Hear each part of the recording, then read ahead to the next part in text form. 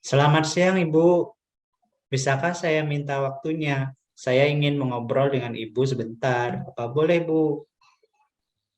Halo, siang Mel. Wah, dengan senang hati. Mari sini Mel, apa yang mau diceritakan sama Ibu? Begini, Bu. Belakangan ini saya merasa tidak nyaman dalam suatu mata pelajaran. Hal tersebut sangat mengganggu pikiran saya, Bu. Kira-kira apa yang bisa Ibu bantu? Dan apa yang kamu ingin capai di akhir diskusi ini? Saya hanya ingin mendapat solusi dari masalah saya, Bu. Terus ada lagi? Kira-kira saya ingin memperbaiki cara belajar saya, Bu, agar mendapat nilai yang optimal dan merasa nyaman ketika belajar. Baiklah.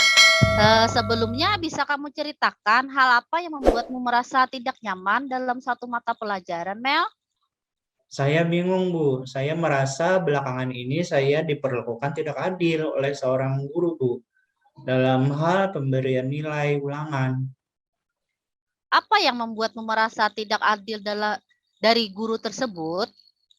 Begini, Bu, guru tersebut membuka les privat, dan sebagian besar murid di kelas mengikuti les privat tersebut, kecuali saya. Bisa dijelaskan lebih lanjut sama Ibu, apa yang membuatmu merasa tidak dengan gurumu membuat les privat tersebut? Saya merasa bahwa nilai yang diberikan tidak adil. Para murid yang mengikuti les guru tersebut mendapatkan nilai yang lebih baik dari saya. Oh, begitu rupanya. Baik, Ibu mulai memahami sekarang. Selain nilai yang kamu dapatkan dari ulangan hal, apalagi yang membuatmu merasa tidak nyaman, Mel? Saya juga merasa tidak nyaman ketika guru sering menyindir murid yang tidak mau ikut les privatnya. Boleh Ibu tahu seperti apa bentuk sindiran tersebut, Mel? Beliau berkata, anak-anak dapat mengikuti les privat apabila memiliki kesulitan dalam belajar. Apa yang menjadi membebani pikiranmu setelah mendengar dari guru les privat tersebut? Saya jadi merasa guru tersebut menyindir saya, Bu, karena tidak mengikuti les privatnya. Oh, seperti itu rupanya. Iya, Bu, saya merasa tidak nyaman. Selama ini langkah-langkah apa yang telah kamu lakukan untuk mengobati rasa ingin tahu tentang hal itu? Saya menanyakan kepada teman-teman yang mengikuti les privat tersebut, Bu. Apa yang kamu tanyakan pada temanmu, Mel? Saya bertanya pemahaman mereka tentang materi apa yang disampaikan setelah mengikuti les privat tersebut. Lalu, apa kata temanmu? Mereka bilang lebih paham, Bu, dengan penyelesaian soal-soalnya karena mereka dilatih dengan berbagai jenis soal. Kalau dari kamu sendiri, kiranya apa yang ingin kamu lakukan? Begini, Bu, sebenarnya saya berencana menemui guru tersebut untuk mengkonfirmasi dugaan saya. Terus, kenapa tidak kamu lakukan? Saya masih ragu, Bu. Saya takut dimarahi. Apakah sebelumnya kamu pernah dimarahi beliau? Tidak sih, Bu. Kenapa tidak kamu coba? Benar, Bu. Seharusnya saya coba untuk menemui guru tersebut ya, Bu. Bagus, setelah kamu bertemu guru tersebut, apa yang ingin kamu sampaikan? Saya ingin sampaikan bahwa saya tidak ikut les dan bertanya apakah itu mempengaruhi nilai saya di kelas. Selain itu, saya ingin mengkonfirmasi alasan saya mendapat nilai kecil. Bagus, ayo lakukan. Selain itu, apa kekuatan yang kamu miliki sehingga kamu merasa yakin mendapatkan nilai tinggi walaupun tidak ikut les?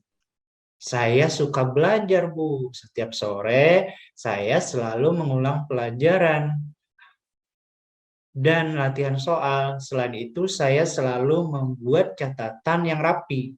Saya juga selalu menonton video tutorial dari YouTube jika tidak ada yang saya pahami.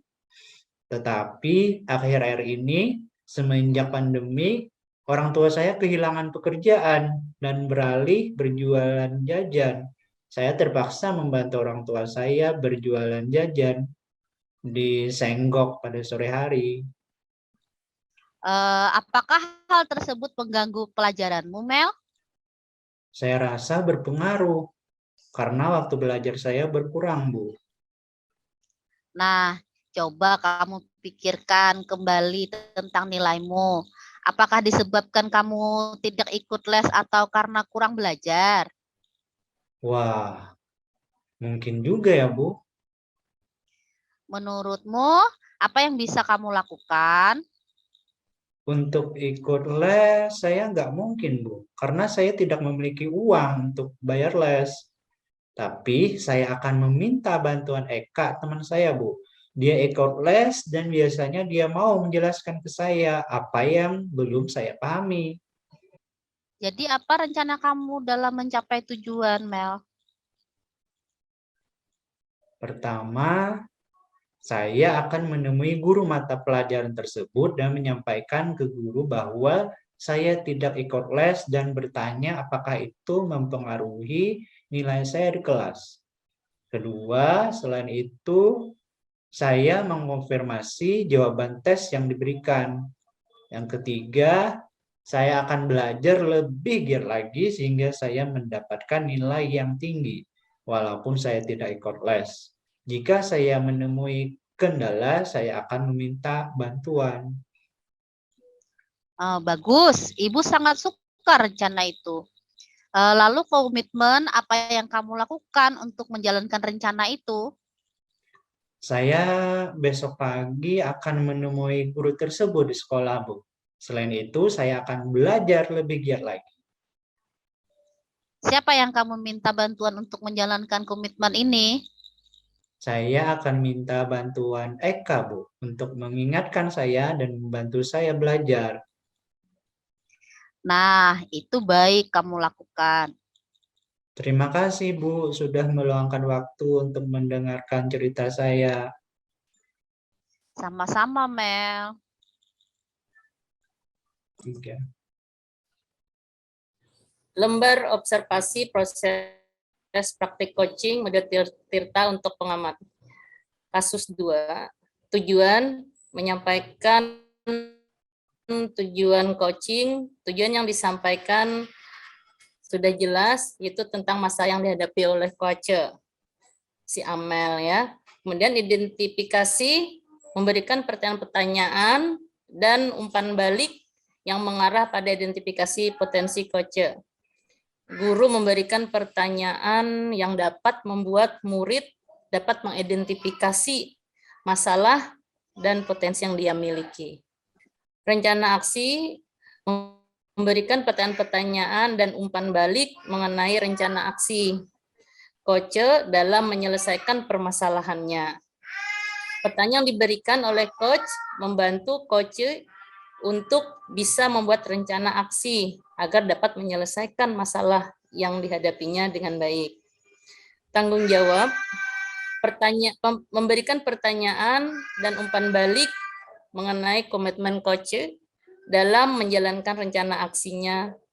Pemberian pertanyaan berupa komitmen yang akan dilakukan oleh coach membuat masalah bisa diselesaikan dengan baik dan dipertanggungjawabkan.